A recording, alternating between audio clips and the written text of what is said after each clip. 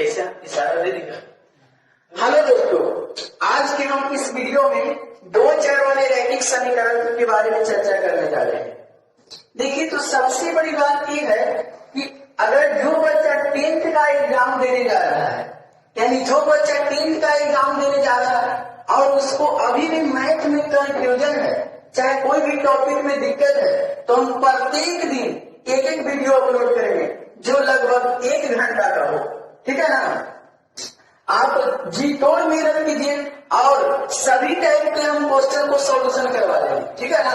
यहाँ पर देखिए, इस वीडियो में हम ये बताने जा रहे हैं आश्रित समीकरण, विरोधी समीकरण और अविरोधी समीकरण के बारे में बताने जा रहे हैं।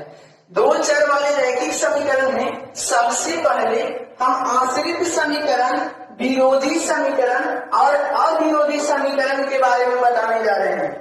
जैसे कि यहाँ पर देखिए तो कि सबसे पहले दो इक्वेशन है, a1x प्लस b1y बराबर c1 और दूसरा इक्वेशन है a2x प्लस b2y बराबर c2। यहाँ पर इसको हम इक्वेशन नंबर फर्स्ट है, इसको हम इक्वेशन नंबर सेकेंड कर रहे हैं। यानी पहला इक्वेशन है a1x प्लस b1y बराबर c1 और दूसरा इक्वेशन है a2x प्लस b2y बराबर c2। यहाँ तक कोई प्रॉब्लम नहीं है। तो यहाँ पर देखिए, सबसे पहला नंबर केस का है कि केस फर्स्ट में कि अगर a1 बटे a2 बराबर b1 बटे b2 बराबर अगर c1 बटे c2 हो, तो ऐसे समीकरण को आश्रित समीकरण कहते हैं। ऐसे समीकरण को आश्रित समीकरण, ऐसे समीकरण को आश्रित समीकरण कहते हैं और इसका अनंत हल होता है। इसका अनंत हल होता है और इसका ग्राफ संपाती होता है। हम इसको अच्छे से समझा रहे हैं। देखिए, सबसे पहले देखिए, अगर हम इसको लड़का, अगर इसको लड़की मान रहे हैं और इसको इसका गार्जियन यानी माँ बाप, ठीक है ना? अगर आप देखिए, अगर लड़का, लड़की और इसका माँ बाप यानी इसका गार्जियन तीनों राजी है, यानी तीनों राजी है, यानी तीनों एक दूसरे पर आश्रित है। लड़का है जो लड़की पर आश्रित है और ये दोनों ये अपने गार्जियन पर आश्रित है। यानी लड़का, लड़की और पिताजी, माँ बाप अगर सब राजी है, सब राजी है मतलब कि सब एक दूसरे पर डिपेंड है। डिपेंड है इसका मतलब कि आश्रित है। अगर तीनों एक दूसरे पर आश्रित है तो हम ऐसे समीकरण को आश्रित समीकरण कहते हैं और इसका अनंत हल होता है। जैसे यहाँ पर देखिए, तो सबसे पहले कि अगर तीनों राजी है, जैसे लड़का, लड़की और माँ बाप तीनों राजी है, इसका शादी ब्याह अगर करवाना चाहेंगे तो कभी भी हो जाएगा। ठीक है ना? तो इसीलिए हम कह रहे हैं कि इसका अनंत हल होगा, मतलब अनंत कभी भी समय में किसी भी टाइम हो सकता है और इसका ग्राफ संपाती होता है। आप जानते ही होंगे कि जब लड़का लड़की की शादी हो जाता है तो दोनों एक ही पलंग पर आ जाता है। ठीक है ना? मतलब कि दोनों एक ही जगह पर आ जाता है और इसका दोनों का अगर ग्राफ देखेंगे, संपाती का मतलब होता है कि दोनों ग्राफ एक ही पर आ जाएगा। ठीक है ना? पहला नंबर आप निम्न से याद कीजिए कि अगर दो समीकरण रहेगा, a1x प्लस b1y प्लस बराबर c1, a2x प्लस b2y बराबर c2। अगर आश्रित समीकरण पहचानना हो तो आप देख लीजिए कि a1 बटे a2 बराबर b1 बटे b2 बराबर c1 बटे c2 हो, तो ऐसे समीकरण को हम आश्रित समीकरण कहते हैं। और यहाँ पर जनरल नॉलेज में भी देख सकते हैं कि यानी इसको हम लड़का माने, इसको लड़के और इसको माँ बाप, अगर तीनों राजी है यानी तीनों एक दूसरे पर आश्रित है तो हम इसको आश्रित समीकरण कहेंगे। समझ में आया ना? अगर आश्रित समीकरण रहेगा तो इसका कितना हल होगा? अनंत हल होगा। और इसका ग्राफ रहेगा तो संपाती। और संपाती के मतलब समझिए कि यानी दोनों ग्राफ एक ही पर आ जाएगा। यानी आप समझ रहे हैं ना बात? अब यहाँ पर देखिए, दूसरा नंबर केस यानी केस सेकंड में देखिए कि अगर a1 बटे a2 बराबर b1 बटे b2 हो लेकिन बराबर नॉट इक्वल टू c1 बटे c2, तो ऐसे समीकरण को हम विरोधी समीकरण कहते हैं। ऐसे समीकरण को हम विरोधी समीकरण कहते हैं। काहे कहते हैं? जो भी हम बता रहे हैं, विरोधी समीकरण। देखिए, अब इसका ग्राफ कहता है तो समानांतर होता है, इसका कोई हल नहीं होगा। इसका कोई हल नहीं होगा और इसका ग्राफ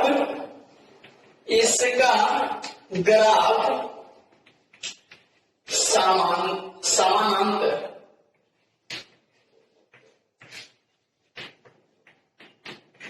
यहाँ पर देखिए थोड़ा सा, सबसे पहले देखिए अगर हम इसको लड़का, इसको लड़की और इसको माँ बाप मानते थे, अब देखिए कि लड़का लड़की राजी है लेकिन माँ बाप इसका क्या कर रहा है, विरोध कर रहा है। ये कर रहा है कि नहीं, इधर मामला सेट नहीं होगा, ठीक है ना। देखिए लड़का लड़की राजी है लेकिन माँ बाप इसका राजी नहीं है, यानी विरोध कर रहा है। अब विरोध कर रहा है तो हम ऐसे समीकरण को विरोधी समीकरण कहेंगे। अब विरोधी समीकरण का कोई हल नहीं होता है। जैसे कि हम एग्जाम्पल जेनरल लाइफ में देकर बता रहे हैं, जैसे देखिए अगर कोई लड़का लड़की है और इसका प्यार मोहब्बत से चल रहा है, ठीक है ना, और उसका गार्जियन को पता लग गया शादी ब्याह से पहले, ठीक है ना, तब इस स्थिति में बहुत रेयर केस है कि दोनों को शादी हो जाता है, ठीक है ना। नहीं तो लड़की के कहीं अलगे कैद कर देगा और लड़का कहीं अलगे रह जाएगा, ठीक है ना। तो देखिए सबसे पहले आप समझिए कि लड़का लड़की राजी है लेकिन माँ बाप इसका राजी नहीं है, यानी माँ बाप इसका विरोध कर रहा है। अच्छा इसको हम विरोधी समीकरण कहेंगे। अब विरोधी समीकरण का कोई हल नहीं होता है, ये वो कन्हों अलगे खोपचा में रह जाते, ये कन्हों अलगे रह जाते, ठीक है ना। अब देखो अब दोनों के ग्राफ की बात करते, अब लड़की के कहीं और बंद करके रख देती काल कोठरी में, ये बेचारा इधर है, तो दोनों के ग्राफ समानांतर हो, समझ में आ रही बात। यानी कि यहाँ पर फिर से समझ लीजिए ये दोनों को, अगर यानी लड़का लड़की और माँ बाप तीनों एक दूसरे पर आश्रित है, ये कहते कि ये कर देता ना, ये कहते कि ये कर देता ना, तीनों एक दूसरे पर आश्रित है तो हम इसको आश्रित समीकरण कहेंगे। और आश्रित समीकरण कहेंगे तो इसका अनंत हल होता है और इसका ग्राफ रहेगा तो संपाती। संपाती का मतलब दोनों ग्राफ एक ही गो पर आ जाएगा। अब आइए देखिए अगला नंबर में कि A1 बटे A2 बराबर B1 बटे B2 बराबर नॉट इक्वल टू C1 बटे C2। इसका मतलब कि लड़का लड़की राजी है लेकिन माँ बाप उसका विरोध कर रहा है। अब विरोध कर रहा है तो हम इसको विरोधी समीकरण कहेंगे और इसका कोई हल नहीं होगा और इसका ग्राफ समानांतर होता है, ये क्रम अलगे रह जाएगा, ऐसे मतलब यही क्रम अलगे, ठीक है ना। तीसरा एक अविरोधी होता है, उसको हम थोड़ा सा यहाँ पर बताने की कोशिश कर रहे हैं। देखिए तो सबसे बड़ी बात तीसरा नंबर में क्या आता है, केस थर्ड में यहाँ पर देखिए अगर A1 बटे A2 बराबर नॉट इक्वल टू B1 बटे B2 हो, ठीक है ना, तो ऐसे समीकरण को अविरोधी समीकरण कहते हैं। ऐसे समीकरण को अविरोधी समीकरण कहते हैं और इसका एक हल होता है, इसका केवल और केवल एक हल होता है और इसका ग्राफ समपाती हो, इसका ग्राफ प्रतिच्छेद करता है, इसका ग्राफ प्रतिच्छेद करता है।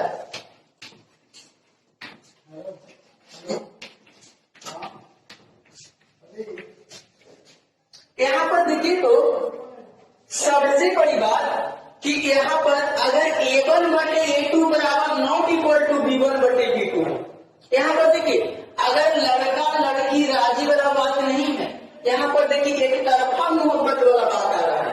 जैसे कि अगर मान लीजिए कि कोई लड़का कोई लड़की से मोहब्बत करता है लेकिन इजहार नहीं कर पाया, ठीक है ना, उससे कह नहीं पाया, इसके पास ही रह गया। चाहे कोई लड़की अगर कोई लड़का से प्यार करता है लेकिन नहीं कर पाया, इसको हम कहते हैं कि नहीं कर पाया, इसको हम कहते हैं कि एक तरफा मोहब्बत, ठीक है ना।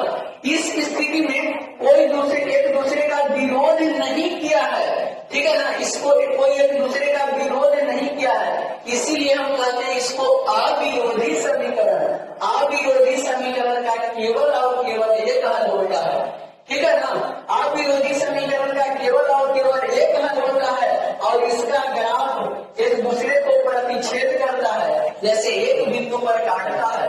यहाँ तक क्लियर रूप से आप देख लीजिए तो एक बार फिर से अगर दो को इक्वेशन रहेगा A1x प्लस B1y बराबर C1 दूसरा a2x प्लस b2y बराबर c2, ठीक है ना। अब यहाँ पर क्या देगा, केस फर्स्ट में कि a1 बटे a2 बराबर b1 बटे b2 बराबर c1 बटे c2, तो ऐसे समीकरण को आश्रित समीकरण कहते हैं और इसका ग्राफ संपाती होता है और इसका अनंत हल होता है। अब यहाँ पर देखिए, अगर a1 बटे a2 बराबर b1 बटे b2 अब बराबर नॉट इक्वल टू c1 बटे c2 हो, तो ऐसे समीकरण को हम विरोधी समीकरण कहेंगे, इसका कोई हल नहीं होगा और इसका ग्राफ समानांतर होगा। आगे देखिए तो कि a1 बटे a2 बराबर नॉट इक्वल टू b1 बटे b2, अगर मतलब कैसी, तब ऐसे समीकरण को हम अविरोधी समीकरण कहते हैं। इसका केवल और केवल एक हल होता है और इसका ग्राफ एक दूसरे को प्रतिच्छेद करता है, ठीक है ना। यहाँ पर देखिए तो सबसे पहले अब आगे देखिए, इस पर हम क्वेश्चन बताने की कोशिश कर रहे हैं। जैसे आपको कोई कह देगा कि एक क्वेश्चन कैसे बन पाएगा,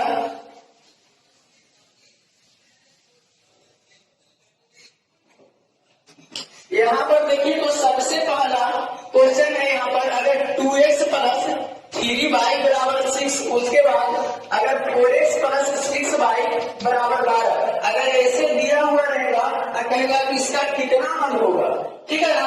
अगर ऐसे दिया हुआ रहेगा कहेगा कि इसका कितना हल होगा, चाहे इसका ग्राफ पूछ लेगा, इसका ग्राफ कैसा होगा। तो सबसे पहले देखिए, यहाँ पर x के कोफिशिएंट a1 है, y के कोफिशिएंट b1 छुच्छे c1, ठीक है ना। तो 2 बटे 4 बराबर कितना, 3 बटे 6 बराबर कितना, 6 बटे 12, 2 दूनी 4 और 3 दूनी 6, 6 दूनी 12, यानी 1 बटे 2 बराबर 1 बटे 2 बराबर 1 बटे 2, यानी तीनों बराबर है। अगर तीनों बराबर यानी तीनों एक दूसरे पर आश्रित है तो आश्रित समीकरण रहेगा तो इसका अनंत हल होगा और ग्राफ समापाती होगा, ठीक है ना। यहाँ पर देख सकते हैं, देखिए आपको बिहार बोर्ड फंसाने के लिए ऐसा क्वेश्चन भी देख सकता है। देखिए आपको बिहार बोर्ड सबसे पहले फंसाने के लिए कैसा क्वेश्चन दे सकता है, जो यहाँ पर हम इसका भी झलक दिखा दे रहे हैं। यहाँ पर देखिए, अगर ऐसा क्वेश्चन कभी कभी बिहार बोर्ड दे देता है कि 2x प्लस 4y बराबर 12, उसका बाद कितना 4x माइनस 8y बराबर कितना 24। अब कहा देगा कि कौन समीकरण है, ठीक है ना, चेक करके बता दे, कहेगा कि कौन समीकरण है, चाहे पूछेगा कि इसका कितना हल होगा, ठीक है ना। जब ऐसा क्वेश्चन पूछ दे तो आप टेंशन लेने की कोई बात नहीं है। यहाँ पर देखिए, सबसे पहले देखिए कि 2 बटे 4 बराबर कितना 4 बटे माइनस 8 है तो माइनस 8 लिखिए, बराबर कितना 12 बटे 24। ढेर लेकिन क्या करता है कि 2 दूनी 4 और 2 दूनी 4 और 2 दूनी 4 ऐसे कर देता है कि 2 दूनी 4 और 4 दूनी 8 और 12 दूनी 24, यानी 1 बटे 2 सब में लगे आश्रित कहा है। देखिए सबसे बड़ी बात ढेर लेकिन माइनस से भोतला जाता है, भोतलाइए नहीं। 1/2 कभी भी बराबर हो सकता है माइनस 1/2 के नहीं, ये बड़ी वैक्यूम कट रहा है, यानी एक तरफा मोहब्बत वाला बात आ रहा है। एक तरफा मोहब्बत कौन होता है, तब विरोधी समीकरण नहीं, अविरोधी समीकरण। तो यहाँ पर एक ऐसा होगा अविरोधी समीकरण, अविरोधी समीकरण, और इसका कितना हल होगा, इसका सिर्फ और सिर्फ एक हल होगा और इसका ग्राफ एक दूसरे को प्रतिच्छेद करेगा, ठीक है ना। देखिए बालक, आगे अगला क्वेश्चन, अगर कभी कभी ऐसा क्वेश्चन दिया हुआ रहता है कि 2x प्लस 6y बराबर 3, और बाद कितना 4x प्लस 3y बराबर कितना 6। अब यहाँ पर लेकिन फंस जाता है, कैसे कैसे, ये देखिए, वो कहेगा कि 2 बटे 4 बराबर कितना 6 बटे 3 बराबर कितना 3 बटे 6, 2 दूनी 4, 3 दूनी 6, 3 दूनी 6, कहता है सगरों में 2 मतलब कट ले। तो यहाँ पर देखिए 1/2, यहाँ पर ऊपरे 2 है, नीचे कुछ मतलब 1। अब यहाँ पर देखिए बराबर कितना 1/2, लेकिन सोचता है कि तीनों तो लगे बराबर है, ठीक है ना। कहा है कि वो वहीं पर ही देखता है कि 2 दूनी 4, 3 दूनी 6 और 3 दूनी 6।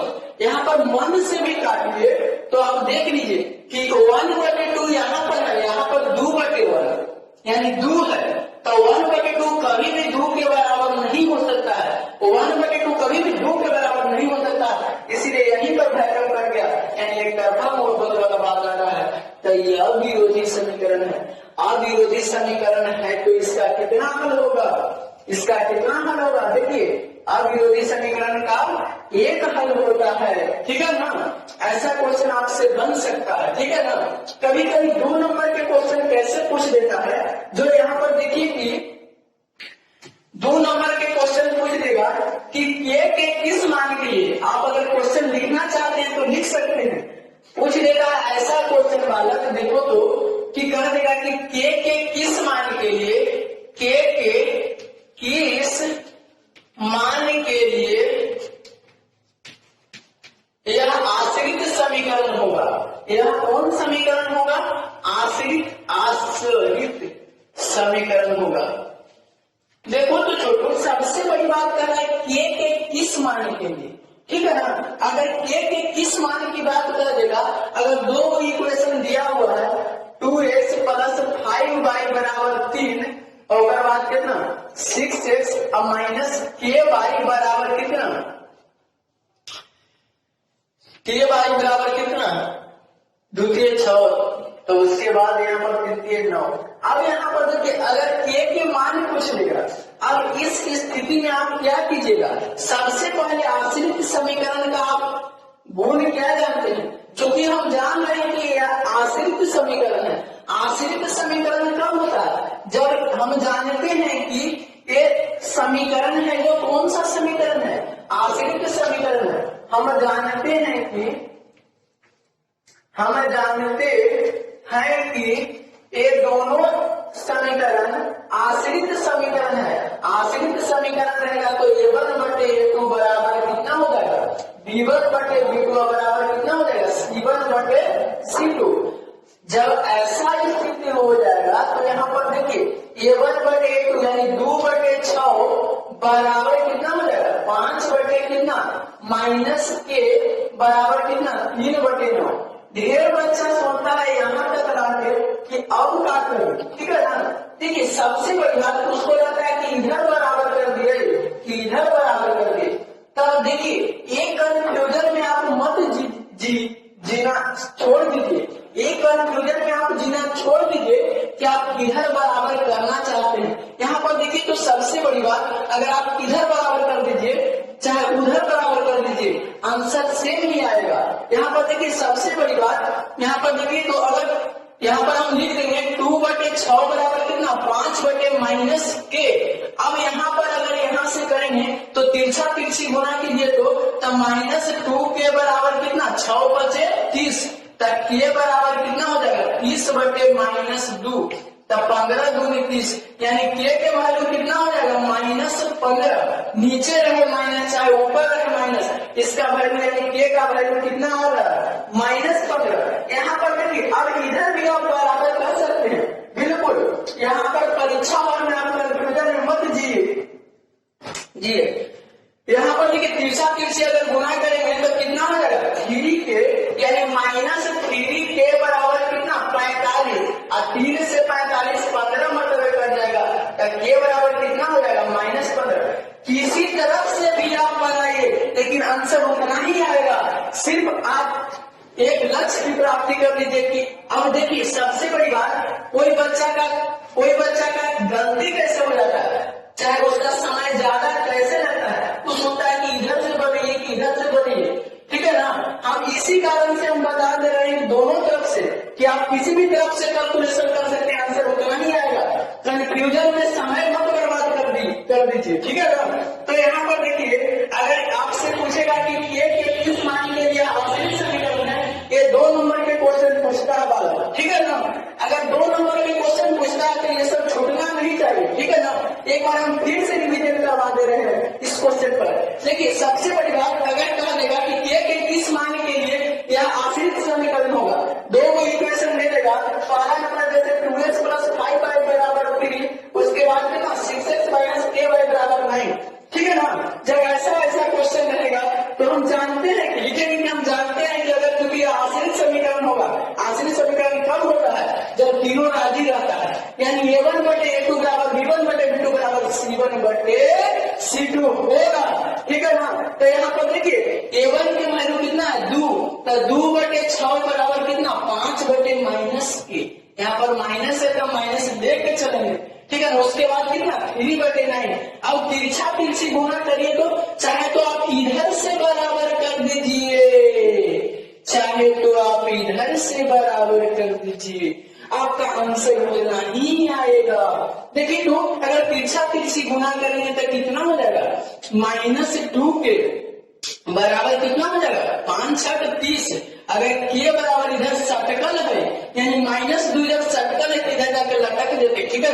इधर गुना में तो इधर भागा में 15×30 यानी के वैल्यू कितना आ रहा है -15, ठीक ठाक है ना। तब यहाँ पर देखिए इधर से भी आप बराबर कीजिएगा तो आंसर उतना ही आएगा। कभी कभी देखिए एक परीक्षा में ऑब्जेक्टिव में दे देता है 1 नंबर में, और 1 नंबर में आप बनाइएगा और इतना लंबा प्रोसेस करना पड़ेगा, तो आप समझ सकते हैं कि कितना खर्चा बढ़ सकता है। यहाँ पर देखिए अगर 1 नंबर में आए, आप ये बात भली भांति समझ लीजिए कि जिस तरह का देवता रहेगा यानी जैसा देवता वैसा पूजा, ठीक है ना। यहाँ पर देखिए अगर क्वेश्चन 1 नंबर में पूछ दे तो आप भी 1 नंबर की तरह कार्य कीजिए। यहाँ पर देखिए कह रहा है दो चीज आश्रित समीकरण, तो तुम कहिएगा कि रूट ठहर आश्रित न कर रही है। चला देखा तो 2x + 5y बराबर कितना 3, उसके बाद कितना करा 6x माइनस कितना ky बराबर कितना 9, आश्रित समीकरण कह रहा है जी। तो यहाँ पर देखिए यहाँ पर तिरछा तिरछी मारिए, तिरछा तिरछी मारेंगे तो कितना हो जाएगा बीच में बराबर दे देंगे, तो तिरछे करेंगे तो -2 के बराबर कितना 6×5 = 30, तो 15×2 = 30 यानी के बराबर कितना हो गया -15। देखिए आराम से बन जाएगा, अगर आपको पेन भी चलाने की जरूरत नहीं पड़ेगी, यानी कि हम करेंगे कि आपको शॉर्टकट मेथड भी बताया जाएगा, ठीक है ना, कि आप डायरेक्ट कैसे आंसर ला सकते हैं। यानी 1 नंबर में पूछेगा तो 1 नंबर की तरह बनाइए, अगर 2 नंबर में पूछेगा तो 2 नंबर की तरह बनाइए, ठीक ठाक है ना। तब यहाँ पर देखिए कि जब अगर आश्रित समीकरण पूछ देगा, अगर 1 नंबर बगल में चिपक है तो आप भी कहिए 1 नंबर रुक कि तिरछे गुणा कीजिए तो कितना हो जाएगा -2 के, अब बीच में बराबर है, ठीक है ना। उसके बाद कितना 6×5 = 30, 15×2 = 30, यानी के बराबर -15। ये वाला माइनस उधर भी जा सकता है, समझ में आ रहा है। हम एक क्वेश्चन और आपको बनाने के लिए दे रहे हैं, आप अगर ये वीडियो देख रहे होंगे तो आप कमेंट में इसका आंसर करके बताइएगा, ठीक है ना। नहीं बनेगा तो मतलब कि आप प्रैक्टिस कीजिए, ठीक है ना। चाहे एक क्वेश्चन हम और बता दे रहे हैं, अगर कहने कि 3x + 4y बराबर 12, उसके बाद 6x + ky बराबर 24, ठीक है ना। अगर इसमें अगर k की मान पूछ दे, ठीक है ना, अगर लॉन्ग प्रोसेस